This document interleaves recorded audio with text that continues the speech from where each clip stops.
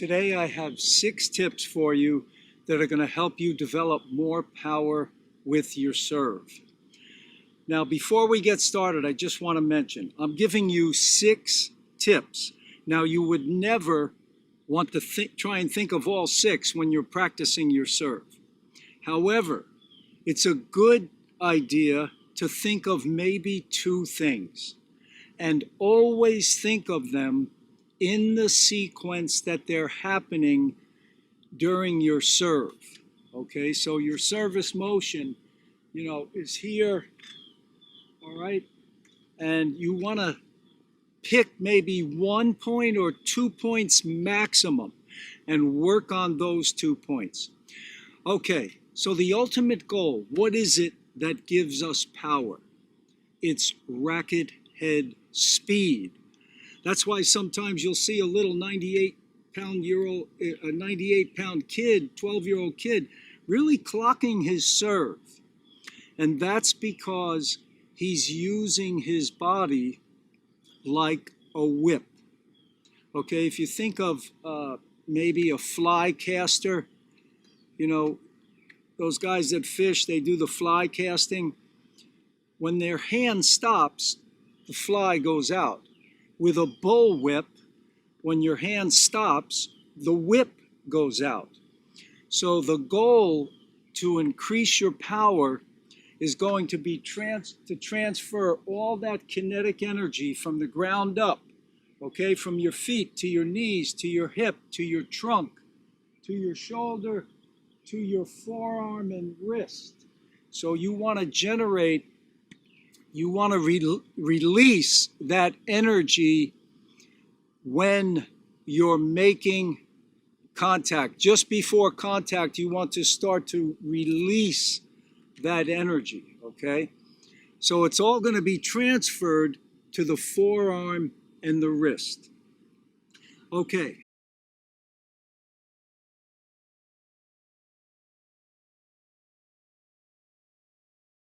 Number 1 tip, Continental grip, okay, hammer grip. On number 2, if you're not familiar with grips, check any of my other videos. Basically a hammer grip where you put your hand right on top of the handle pretty much. That's your Continental grip, okay, like you were going to hammer something in, okay? Now, if you don't have Continental, it's going to be very difficult to do this. Now, tip number 1, let the racket pass over your head. You see how the racket's going over my head here. When I come up with the racket, the palm of my hand is down. Most players, many players at the recreation level, the palm goes up. They get the waiter tray serve or the patty cake serve. It does not allow your racket to pick up maximum speed when you let the palm of the hand go up. So you've got to keep the palm down. Now, when the palm is down, it's kind of like I'm going to salute like this with my hand. I'm bringing my hand like I'm going to salute someone. So the hand is going this way, and notice the racket is going over my head here. Now, as the shoulders start to turn, the racket's going to swing out away from my body and drop down behind my back. But it never gets close to back scratching. The racket actually is pulled away from the torso. As you turn your shoulders and go up to hit the ball, the racket's pulled away. Then from there, you're going to go up and snap that forearm and wrist. So that's number 1. I like the guy at 2 Minute Tennis, Ryan. He does a great job with the party hats. Okay, that's the idea. That's exactly what you need to create racket head speed. Okay, on all 6 tips, we're going to look at 1 at regular speed, and then we'll look at 1 in slow motion. All right, here we go. Okay, now in slow motion. Now I want you to notice as I bring my hands back I'm rotating my shoulders here. And I'm also keeping the palm on that hitting hand down. The palm on my hand is facing down. The side of the racket that I'm going to hit the ball on is facing down right now. Now the racket is about to pass over my head. Palm of my hitting hand is still facing down. Now the racket's going to loop behind my back and pull away from my body as my shoulders are starting to turn now into the shot. At the moment of contact, all the energy is transferred to my forearm and wrist. You can see there that I've pronated. My hitting hand, the palm of the hand, is facing the right fence.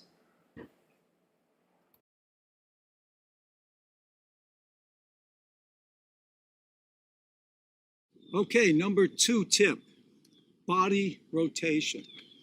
Okay, if I was set up to serve like this, okay, notice I bring my hands back and notice my shoulders are rotating.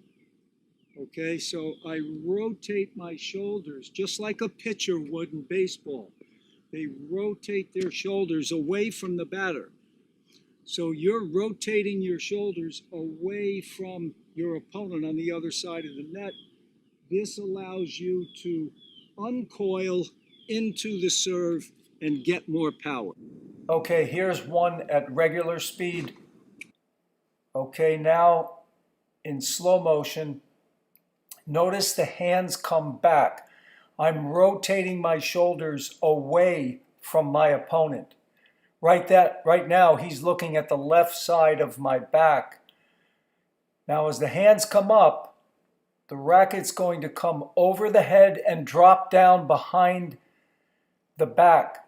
From here now, the shoulders will uncoil into the shot right there.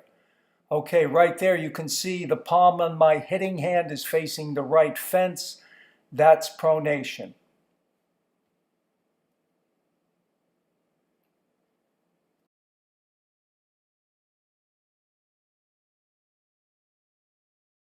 Number 3, use your legs. So when you bring the hands back, now as the hands go up, the legs are going down. Okay, as the hand goes up, the legs are going down. This is going to allow you to push up and out into the court, which will help you also get more power. Okay, here's regular speed. And now slow motion. Notice as the hands go up and as the racket starts to go over the head, watch the legs really go down there, right there. So now from here I can push up and out into the court. Notice where I land after this serve. See, I'm landing in the court. That's what you want. Get your weight into your serve.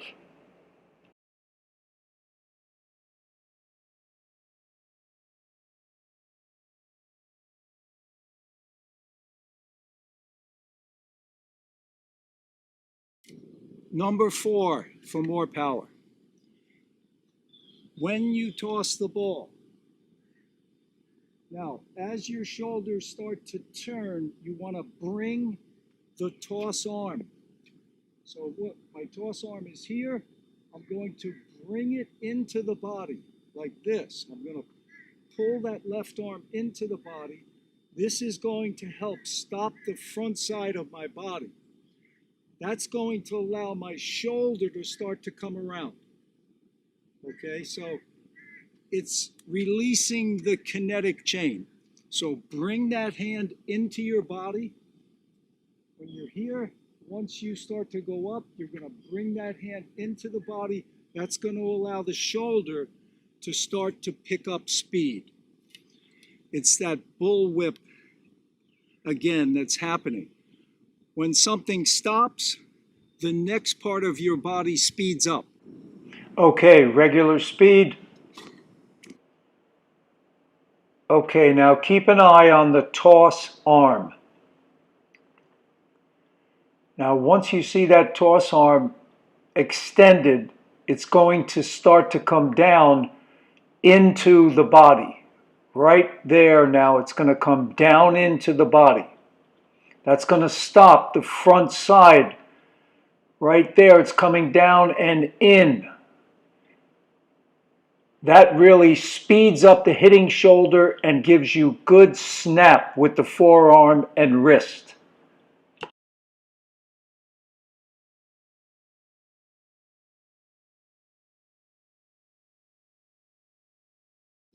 Number 5, for more power. Stop the hitting shoulder right before you're going to make contact. Actually, you can, just an instant before contact. So you go up on the serve, you bring that left arm in, you're coming up with the shoulder now, and right before impact, right here, this shoulder's going to stop. That's going to allow my forearm and wrist to really pick up speed and snap into the serve and pronate at the same time. That's number 5. Stop that front shoulder just before contact and let the arm, so here's a side view. There, I bring this arm into the body, then this is picking up speed. Now I'm just about to hit the ball here. This is going to stop, and the hitting arm and the wrist are going to snap out through contact and pronate. Okay, regular speed here. All right, now in slow motion. We're focusing on the hitting shoulder. That hitting shoulder is going to come to a stop. Okay, the toss arm comes into the body. The hitting shoulder is going up. Right there is where I want to stop the hitting shoulder. That's going to allow that forearm and wrist to go out like a whip.